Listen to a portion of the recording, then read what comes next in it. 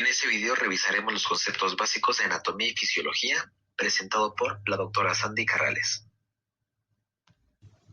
En cuanto a la etimología de la anatomía, viene del griego anatome, que significa cortar a través. La anatomía estudia las características, localización y las interrelaciones de los órganos que forman parte de un organismo. Se encarga de desarrollar un análisis descriptivo de los seres humanos. En cuanto a la fisiología, es la ciencia cuyo objetivo de estudio son las funciones de los seres orgánicos. El término deriva del vocablo latín fisiología, que significa conocimiento de la naturaleza. A la anatomía la podemos dividir de acuerdo a lo que estudia. Existen muchísimas clasificaciones, sin embargo, mencionaremos únicamente 3. La anatomía sistémica, que estudia los sistemas, por ejemplo, el sistema digestivo.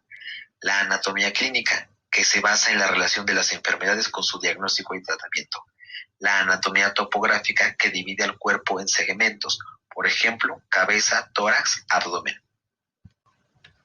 La posición anatómica nos ayuda a no caer en discrepancias en cuanto a la ubicación de la distribución del cuerpo y de diferente punto de vista de anatomistas, por lo cual es un sujeto asexuado de unos 70 kilos que va a estar de pie, con la mirada al frente, mirada al infinito.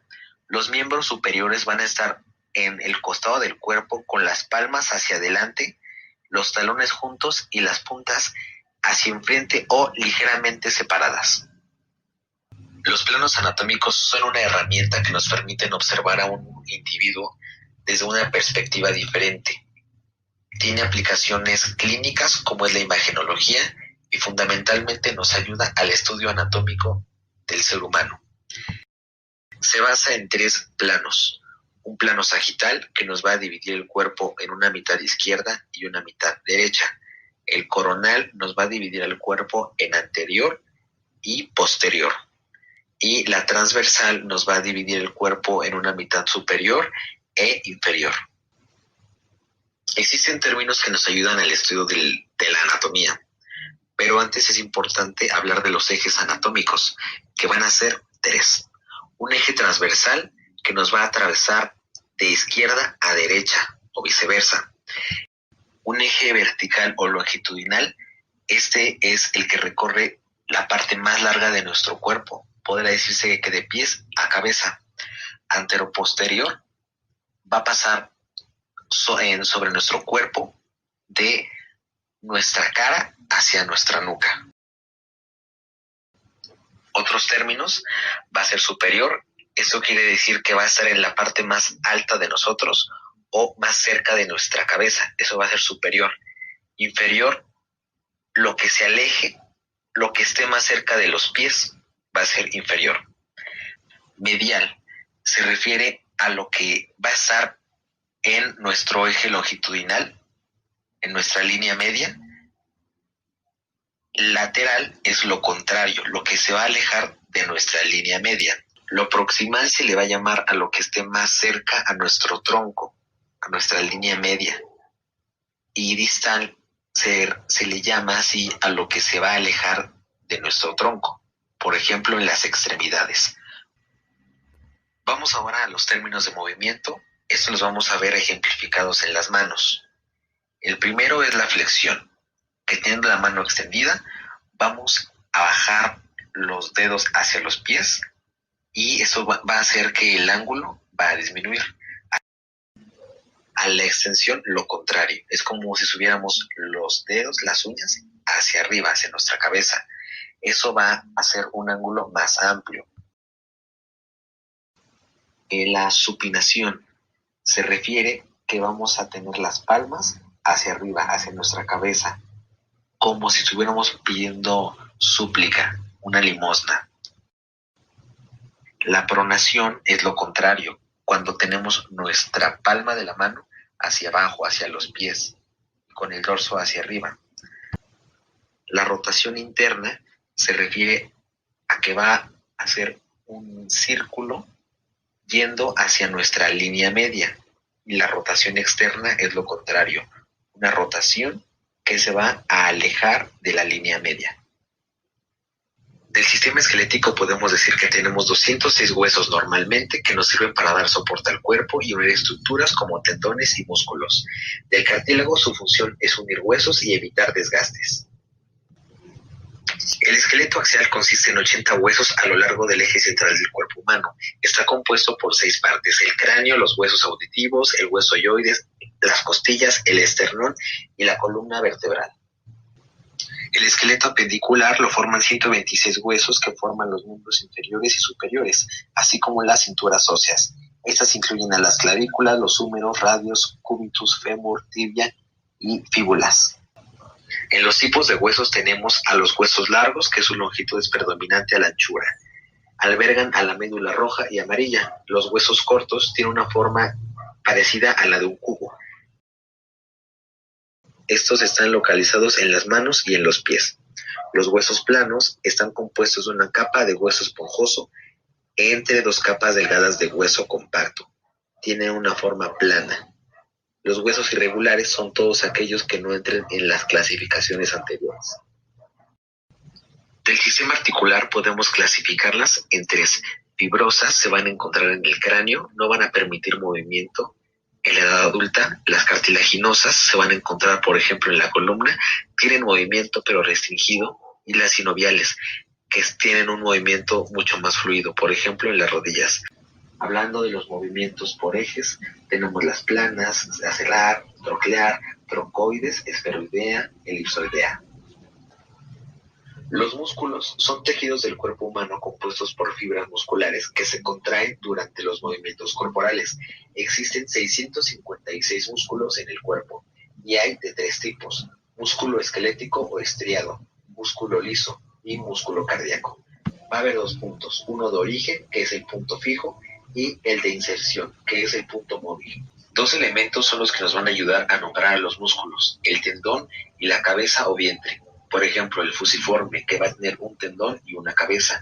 El bíceps, un tendón único uniendo a 2 cabezas. El digástrico, un tendón único que va a unir de manera longitudinal a 2 vientres. El poligástrico, que gracias al tendón que va a rodear va a dar la apariencia de muchos vientres. El unipeniforme, apariencia de media pluma. Bipeniforme, una pluma completa. Multipeniforme, varios tendones con múltiples cabezas.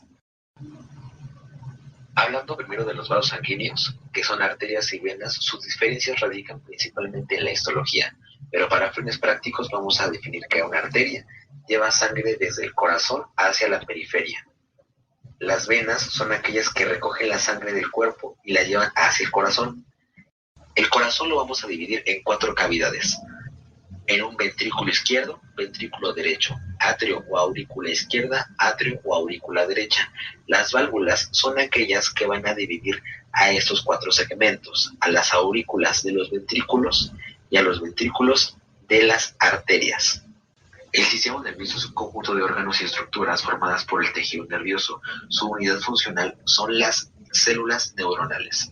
Su principal función del sistema nervioso es captar y procesar las señales del organismo. Por ejemplo, una mano que se quema va a mandar una señal de la mano al cerebro,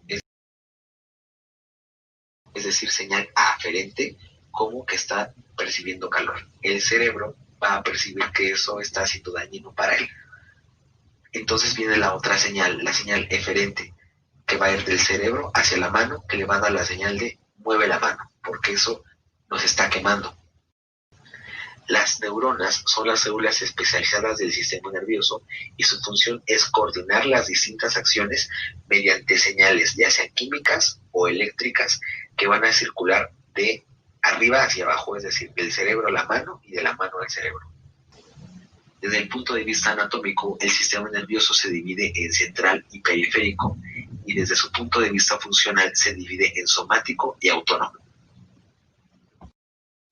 Un concepto fundamental para hablar de fisiología es la célula. Es la unidad básica funcional de nuestro cuerpo.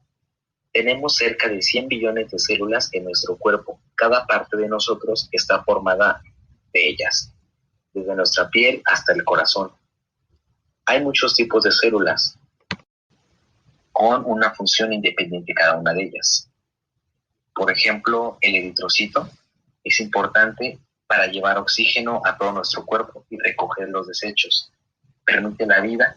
Además, existen otros tipos de células que contribuyen a su función, como respirar, comer, correr y a las emociones, por ejemplo, las neuronas. Otro concepto muy importante es la homeostasis, que se va a referir al mantenimiento de condiciones constantes, casi perfectas, en un rango muy estrecho. Para empezar a hablar de ello, tenemos que saber que nuestro cuerpo está formado por el 60% de agua y de células que en su interior también tienen agua. Al líquido que está dentro de una célula se le va a llamar líquido intracelular, y el líquido que está fuera de ella, entre más células, se le va a llamar líquido extracelular. El 67% corresponde al intracelular y el 33% al extracelular. A este líquido extracelular se le va a llamar medio interno. Este líquido contiene oxígeno, glucosa, iones, aminoácidos, así como sustancias grasas. El pH es una escala que mide la cantidad de iones hidrógeno contenidos en una sustancia. Es una escala que va del 1 al 14, siendo que del 1 al 7 es algo ácido y del 7 al 14 es una sustancia alcalina.